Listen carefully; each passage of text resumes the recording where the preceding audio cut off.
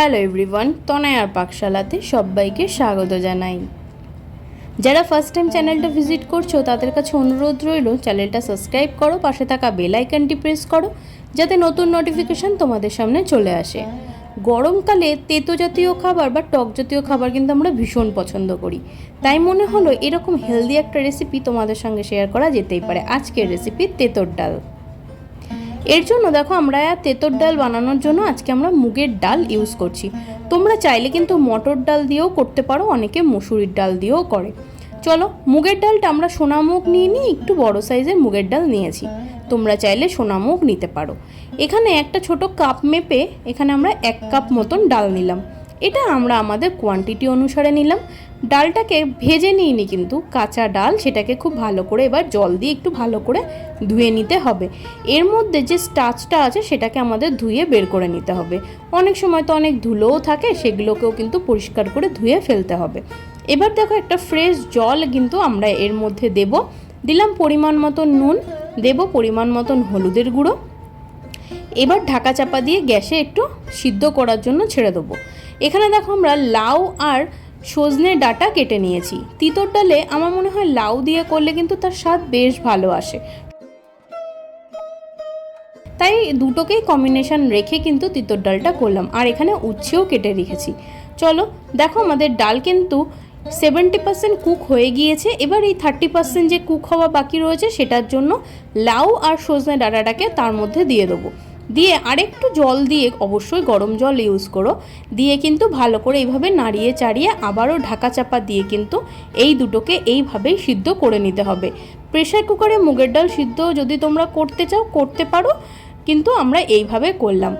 দেখো লাউ এবং সজনে ডাঁটা দুটোই কিন্তু খুব সুন্দর সিদ্ধ হয়ে গিয়েছে। আশা করি তোমরা দেখে বুঝতে পারছো যে আগের থেকে এখনের কিন্তু কালারটা সম্পূর্ণ চেঞ্জ হয়ে গিয়েছে। চলো এবার একটা কড়াই বসিয়ে নিলাম, যার মধ্যে দিলাম পরিমাণ মতন সর্ষের তেল। এখানে খুব বেশি সর্ষের তেল দেওয়ার কোনো প্রয়োজন নেই, 2 চামচ মতন দিলেই যথেষ্ট। তেল খুব সুন্দর গরম হয়ে গেলে এবার এখানে উচ্ছে যেগুলো আমরা গোল গোল করে কেটে রেখেছি সেগুলোকে সম্পূর্ণভাবে দিয়ে দেবো। দিয়ে কিন্তু খুব ভালো করে আমাদের লাল লাল করে ভেজে নিতে হবে। খুব বেশি মচমচে করে ভাজার কোনো প্রয়োজন নেই। দেবো সামান্য একটু নুন আর দেবো সামান্য একটু হলুদের গুঁড়ো। দিয়ে আমরা উচ্ছেগুলোকে এপিট ওপিট করে একটু ভালো করে ভেজে নেব। হালকা একটু গোল্ডেন ব্রাউন কালার ধরলেই কিন্তু যথেষ্ট। ব্যাস ধরে গিয়েছে। এবার এর মধ্যে ফোড়নে দিচ্ছি রাঁধুনি, তেজপাতার একটা শুকনো লঙ্কা। তোমরা বলতে পারো তেঁতোর ডালে আবার শুকনো লঙ্কাটা ফোড়ন হিসাবে দিও, পুড়িয়ে ফেলো না, তাহলে কিন্তু ভালো লাগবে না। এটা দেখতে কিন্তু খুব সুন্দর লাগে। ফোড়ন চড়বড় করে উঠলেই সেই সিদ্ধ করে রাখা ডাল, লাউ আর যে ছিল সজনে ডাঁটা সম্পূর্ণটা দিয়ে দেবো। এই সময় যদি তোমাদের মনে হয় আরেকটু জল লাগবে তাহলে কিন্তু জল দিতে পারো। আমরা তেঁতোর ডাল আবার খুব বেশি গাঢ় এবং খুব বেশি পাতলা খাওয়া পছন্দ করি না। আমার মনে হয় একটু নর্মাল থাকলেই ভালো লাগে। দিলাম ওপর থেকে ধনের গুঁড়ো 1 চামচ মতন, আর দেবো 1 চামচ মতন আদা বাটা।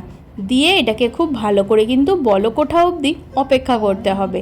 গরমকালে স্বাস্থ্যকর ডাল বলতে গেলে এখন তিতোর ডাল আর টক ডাল, তাই মনে হলো আমরা যখন খাচ্ছি তাহলে তোমাদের সঙ্গে কেন শেয়ার করব না বলো তো এত সুন্দর রেসিপি। তাই জন্য নিয়ে হাজির হলাম তোমাদের সামনে। দুপুরবেলায় এইরকম তিতোর ডাল সাথে বেগুন ভাজা হলে আর কি লাগে বলো তো। দেখো আমাদের ডাল খুব সুন্দর টকবক করে ফুটে গিয়েছে এবং একটু ভালো করে ফুটিয়ে নিলেই যথেষ্ট, আর কিচ্ছুটি করতে হবে না।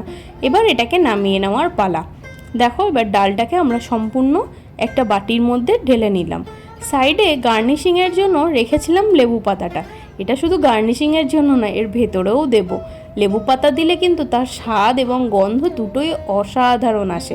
লেবু পাতাটাকে মাঝখান থেকে এইভাবে চিড়ে দিয়ে দেবো ডালের মধ্যে।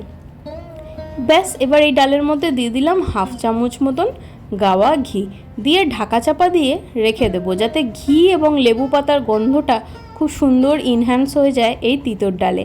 অসাধারণ এক রেসিপি। ভালো লাগলো ভিডিওটা? বন্ধু বান্ধব আত্মীয় স্বজন সবার সাথে শেয়ার করো, অবশ্যই লাইক করো, শেয়ার করো আর সাবস্ক্রাইব করো প্লিজ। তোমাদের যদি ভালো লাগে কমেন্ট সেকশন খোলা রইল, কমেন্ট করে জানাও তোমাদের এই রেসিপিটি কেমন লাগলো। ধন্যবাদ। দেখা হচ্ছে আরও একটা রেসিপির সাথে। আমি আমার মা ফিরে আসছি আরও একটা রেসিপি নিয়ে।